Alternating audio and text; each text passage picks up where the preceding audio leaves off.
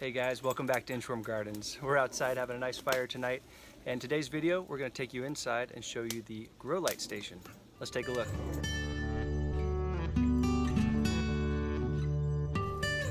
Okay, so here's what it looks like from the outside. As you can see, I've put up these black screens as a way to minimize the light that this thing gives off because it's very bright and it's right in the middle of our dining room. So putting up a screen like that does help if you're starting seeds indoors, if you don't have a separate room or basement or garage to do it in.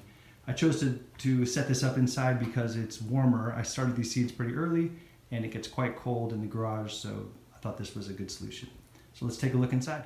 All right, so let me explain a little bit about what we got here. So it's basically just this folding plastic table, and on top of it we have our lights.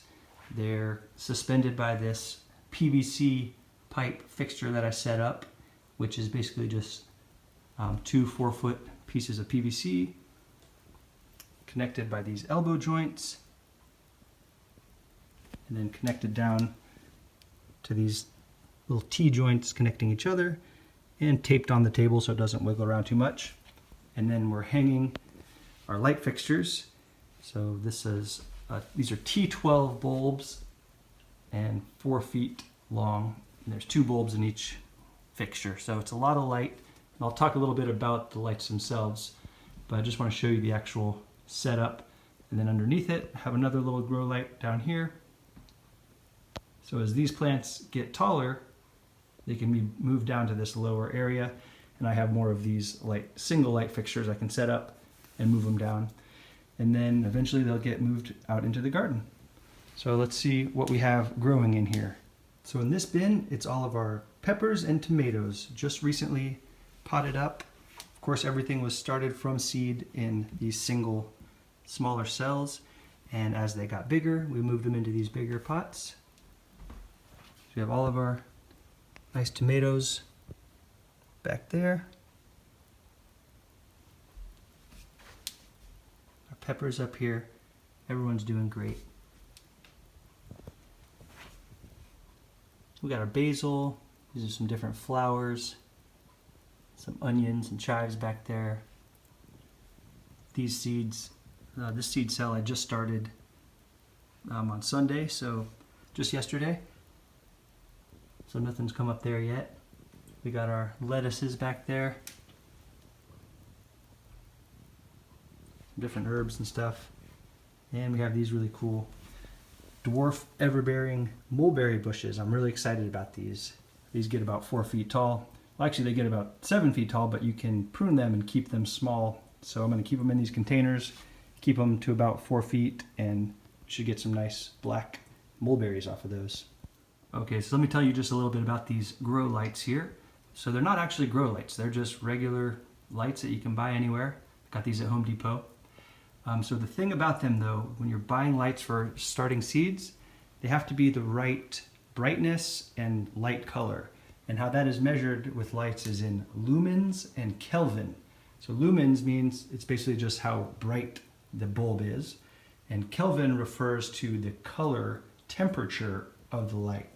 So when you have a more warm light, it's kind of yellow and orange, and then you move up to the higher Kelvins and it becomes more of a whitish blue light, which more mimics daylight. So these lights are 6500 Kelvin, and I believe they're 2500 lumens. So that means they're quite bright and they're quite white, which these plants like. So if you just got like a regular little low lumens, low Kelvin yellow bulb, they wouldn't really help your seedlings that much. You need these really intense bright lights, because whenever the seedlings break out of the surface, the first thing they want to see is some bright light, and that way they don't feel like they need to reach up to find it. Because what will happen, if the light is not bright enough, if you try to start seeds in a windowsill or something, you might have tried this, the plants get what they call leggy, so they get really tall and then they kind of fall over because they're growing up, searching for the light. It's not bright enough, so they keep growing up, and they fall over, they become kind of weak and spindly. So when the light is really close to the top, literally like an inch away, they have sufficient light, they don't feel they need to grow so tall, So instead they just work on growing their root system, and they're nice and stocky. And they grow nice fat stems. So you can see these tomatoes, they're not super tall, but they have a nice root structure underneath there, and you can see that nice fat stem. So they're happy, they're well fed, they got plenty of light, and that's the difference that the light makes. And you don't have to get them this huge 4-foot fixture like I have. You can get them in single bulbs too, and they're the same way. You just have to look at the lumens and the kelvins when you're buying them, and that'll tell you what kind of lights they are.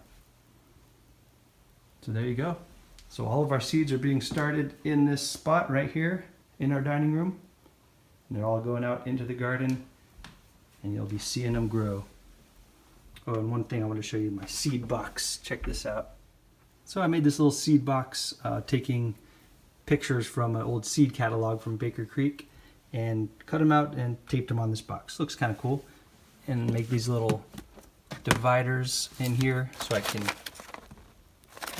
little cardboard dividers so I can keep all my seed packs nice and organized.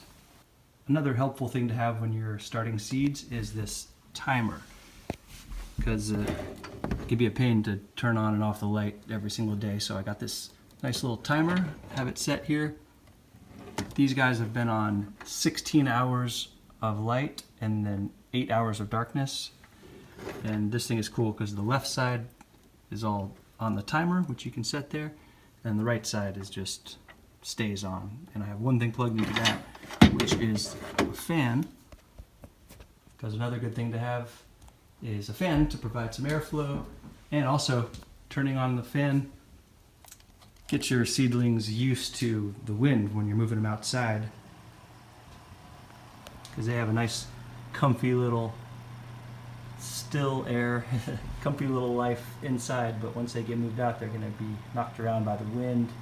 So you want them to get a little bit of that at an early stage, because then it builds up their strength a bit and they'll do better once they're outside in the garden. So that's helpful to have.